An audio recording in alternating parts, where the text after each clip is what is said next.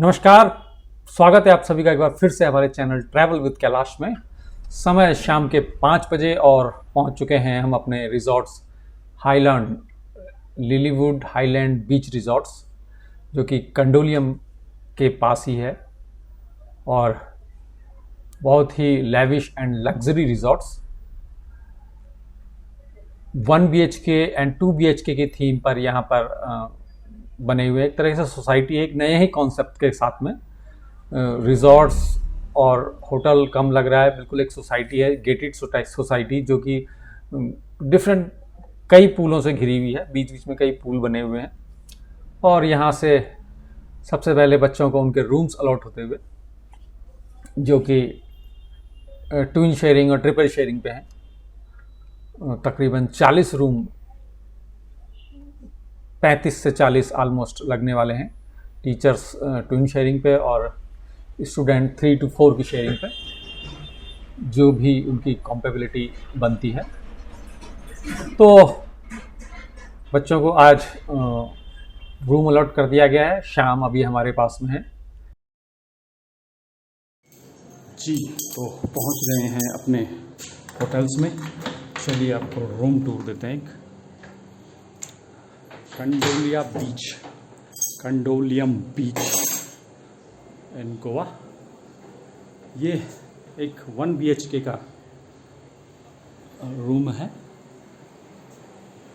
पहले आपको room tour देते हैं। ये अंदर चलेंगे तो वाह, बेड, एसीज और as usual washroom. Yeah, it's good, neat and clean washroom.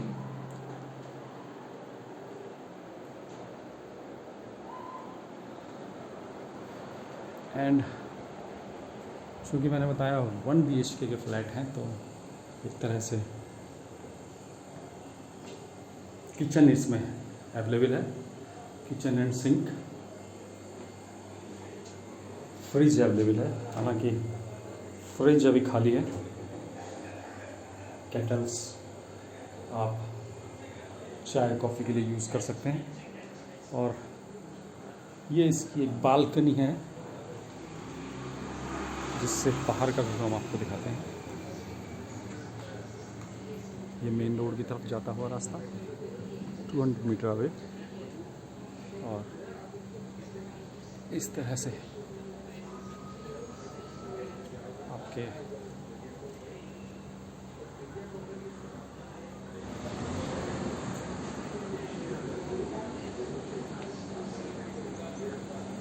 Here it is। तो जी ये था हमारा room. And here we are living the dream.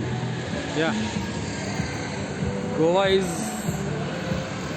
One of the place which is my bucket list, which is in my bucket list. And right now I achieve a one more destination in my bucket list, Goa. Go Goa, yes. और ये थी हमारी शाम की एक छोटी सी evening walk hotel के नज़दीक ही कंडोलियम बीच रोड पर। और ये होटल का शाम का रात का नज़ारा। गोवा के ब्लॉक का डे 2, और आज हमारी शुरू हो रही है local sightseeing. All student are ready for departure.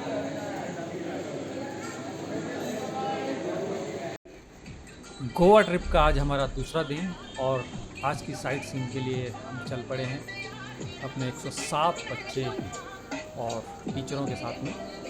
क्योंकि 3 बसें हमारे पास हैं, जो कि अगले 5 दिन तक हमारे साथ ही रहेंगी।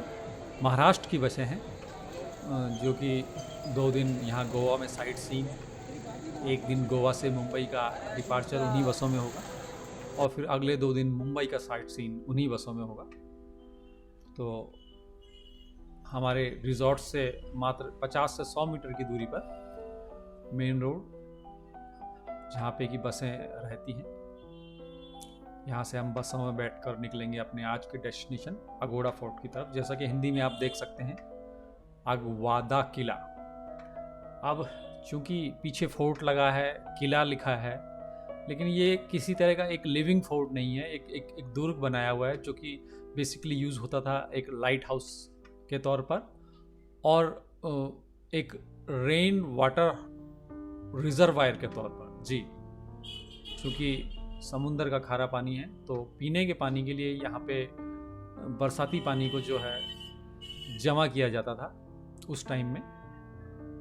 1800 कुछ में ये बंद कर दिया गया।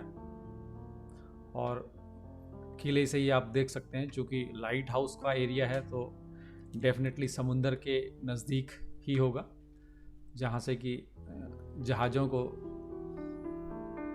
दिशा निर्देश कहें या फिर एक लाइट हाउस का जो काम हुआ करता था।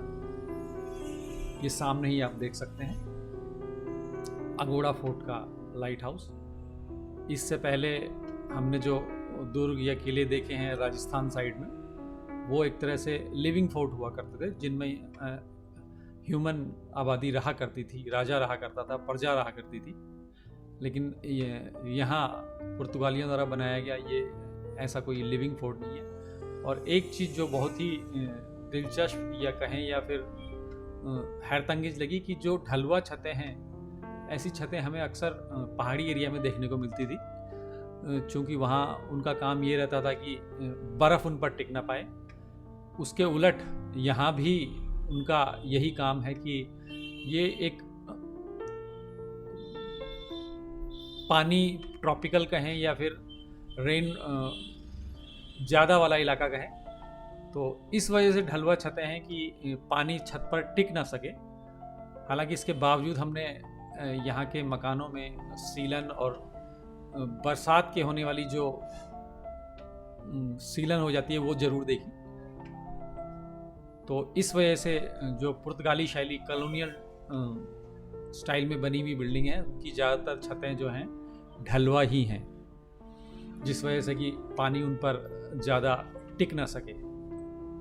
और चूँकि हम गोवा आए हैं, एक कोस्टल एरिया है, हमें लगता है कि नारियल के पेड़ होंगे, जो कि हैं भी, लेकिन यकीन मानिए जो नारियल दिल्ली में जिस रेट का मिलता है वही आपको गोवा में भी उसी रेट का मिलेगा। और एक दिलचस्प चीज़ यहाँ देखने को मिली, हालांकि ये आर्कोलॉजिकल सर्वे ऑफ इंडिया की साइट है, और सामने ही जो आप एक टिकट काउंटर देख रहे हैं, बहुत बड़ा स्कैम इसमें हो रहा है।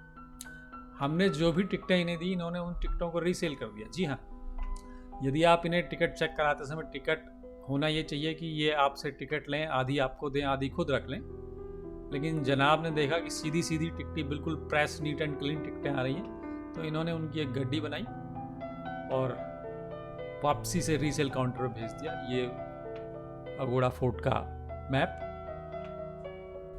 और अगोड़ा बीच से निकलकर हम पहुंचे अपने होटल, जहां की दोपहर का हमारा लंच था, और लंच के बाद फिर हम निकल पड़े अपनी आज की दूसरी साइट बाघा बीच की तरफ। जी हाँ, इससे पहले हमने अटारी बाघा बॉर्डर इसी साल में किया था, मार्च के महीने में, वो भी बिरला स्कूल पिलानी के बच्चों के साथ किया था, और इस बार सीनियर्स विंग्स +2 के बच्चों के साथ में फिर से बाघा बीच की तरफ।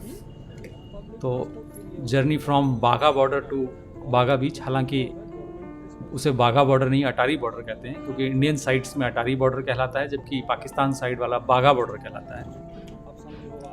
तो यहाँ से हम चल पड़े अपने आज के दूसरे डेस्टिनेशन आफ्टर द लंच के बाद, बाघा बीच की तरफ। और गोवा जो कि मशहूर है अपने काजू के लिए, पूरे गोवा में काजू की डिफरेंट वैरायटी और अलग अलग कैटेगरी की आपको दुकानें मिल जाएंगी, और अपने बीचों के लिए मशहूर है। चूँकि मुख्य मार्ग पर भवन शैली आप आधुनिक तरीके वाली देख सकते हैं, लेकिन मुख्य मार्ग से भीतर की तरफ अभी भी वही प्राचीन शैली ढलुआ छतें आप देख सकते हैं, जो कि पुरानी कंस्ट्रक्शन के बने हुए मकान हैं। और इस वक्त चूँकि हम मुख्य रोड से गुजर रहे हैं, तो निर्माण शैली बिल्कुल ही आधुनिक वाली यूज़ की गई है। पहुंच गए हैं हम बागा बीच।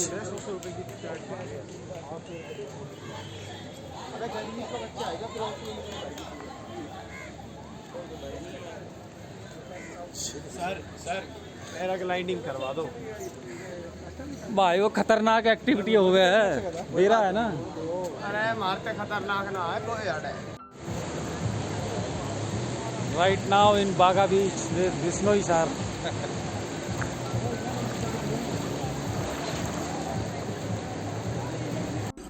तो पहुंच गए हैं बागा बीच, और प्रकृति में आप देख सकते हैं केवल मनुष्य को नहीं, हर किसी को आनंद लेने का हक है।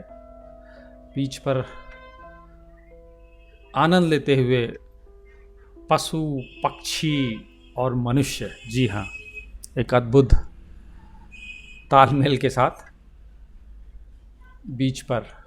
शाम का समय है और इस वक्त जो कि बीच गुलजार हो जाते हैं, और ये समंदर से बीच की तरफ मरी हुई मछलियाँ, इसे देखकर आप बताइएगा, क्योंकि मुझे इसकी प्रजाति जो पिरान्हा वाली लगी इस मछली की। यदि आपको इस बारे में कोई जानकारी हो, ये कौन सी प्रजाति की मछली है, तो ज़रूर बताएं। और सामने शानदार परिदृश्य समुद्र का, और बीच जो कि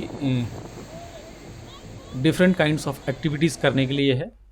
तो यहीं पर हमने देखा कि एक आदमी को जिंदा ही दफनाते हुए, उसकी समाधि बनाते हुए उसी के मित्रगण, जी हाँ, कहते हैं जब आपके पास ऐसे दोस्त हों तो फिर दुश्मनों की कमी नहीं होनी चाहिए, दुश्मनों की कोई ज़रूरत नहीं है। जब आपके पास ऐसे दोस्त हों कि जो जीते जी उसकी समाधि बना रहे हैं। और इसी के साथ आपको छोड़े जाते हैं एक शानदार टाइम लैप्स सूर्यास्त की तरफ। आप अपनी आंखें सूर्य पर गड़ाए रखिए। मिलते हैं अगले ब्लॉग में।